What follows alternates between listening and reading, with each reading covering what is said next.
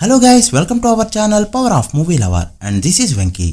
Highest grosser పై కన్నేసిన Christopher Nolan, disappoint చేసిన వారణాసి టీం, మాస్ ర్యాంపేజ్ చూపిస్తున్న కొరియన్ కనకరాజు, వీటితో పాటు రిమైనింగ్ ఇంట్రెస్టింగ్ అప్డేట్స్ ఏంటి వీడియోలో చూద్దాం. అంతకంటే ముందు ఒక చిన్న రిక్వెస్ట్, మన ఛానల్ ని కొత్తగా ఎవరైనా విజిట్ చేస్తుంటే ఒకసారి ఛానల్ లోని కంటెంట్ చూసి నచ్చితే సబ్స్క్రైబ్ చేసుకుని మాకు సపోర్ట్ చేయండి అండ్ వీడియోని లైక్ చేయడం మాత్రం మర్చిపోవద్దు. ప్రెజెంట్ ఒక్క హిట్ కావాలి అనుకునే వాళ్ళలో అఖిల్ అండ్ వరుణ్ తేజ్ హిట్ కుట్టేయగా ఇప్పుడు అల్లరి నరేషన్ రవితేజ గారి వంత అయితే వచ్చింది.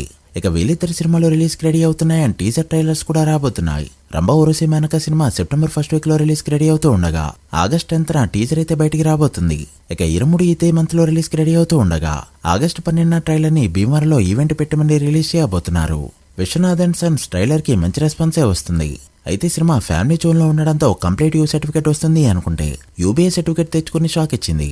Run time 2 hours 41 minutes. So bore కొట్టకుండా తీసుకెళ్తే మాత్రం సినిమా సూపర్ హిట్ అవడం పక్కా. Puri Jagannadh slumdog cinema ఎప్పుడు రిలీజ్ అవుతుందో ఏంటో ఎవరికే తెలీదు, బట్ సరదాగా సినిమాని తీసేస్తున్నారు. అయితే ఇప్పటికే ఒక టీజర్ వచ్చింది. ఇప్పుడు తబూ పైన ఒక గ్లిమ్స్ అయితే రిలీజ్ చేయబోతున్నారు. రేపు మార్నింగ్ 11 AM కి వీడియో రాబోతుంది. క్రిస్టఫర్ నోలాన్ బాక్సాఫీస్ దగ్గర ఇప్పటి వరకు 3 సార్లు మాత్రమే 1 billion కుట్టారు. ఇంటర్స్టెల్లార్ 773 million కలెక్ట్ చేస్తే Inception 840 million, Oppenheimer 975 million collect చేశాయి. అయితే Dark Knight, rise of Dark Knight and Odyssey సినిమాలు మాత్రమే 1 billion ని దాటితే 2012లో వచ్చిన the Dark Knight Rises cinema 1.08 billion collect చేస్తూ ఇప్పటికీ కూడా టాప్ లిస్ట్ లో ఉండగా ఒడిసీ 1.01 billion కలెక్ట్ చేసింది. అండ్ ఈ సినిమా కూడా డార్క్ నైట్ కి చాలా దగ్గరగా వచ్చి ఆగిపోతుందా అంటే ఇంకా వారం అయితే గానీ చెప్పలేం. చూడాలి క్రిస్టఫర్ నోలాన్ సినిమా 1.5 billion అసలు కొడుతుందో లేదో. టాక్సిక్ ట్రైలర్ నిన్న రిలీజ్ అయింది అండ్ రెస్పాన్స్ అయితే అనుకున్న దానికంటే చాలా బెటర్ గా వచ్చింది. ఎందుకంటే నిన్నటి వరకు వదిలిన కంటెంట్ ఏది చూసినా కూడా ట్రోల్ అవుతూనే వచ్చింది. హీరో ఫ్యాన్స్ అయితే ఎక్కడ కనిపించలేదు. బట్ ఈ సినిమాకి రెస్పాన్స్ ఎదిరిపోయింది అండ్ 24 hours కంప్లీట్ అయ్యేలోపు Hindi trailer 21 million, Kannada 9.8 million, Telugu 9 million, Tamil 8.9 million, Malayalam 3.5 million views collect. Tamil 8.9 million, Malayalam 3.5 million తెచ్చుకోవడంతో ఓవరాల్ గా యూట్యూబ్ లో 52.8 million అయితే అందుకుంది.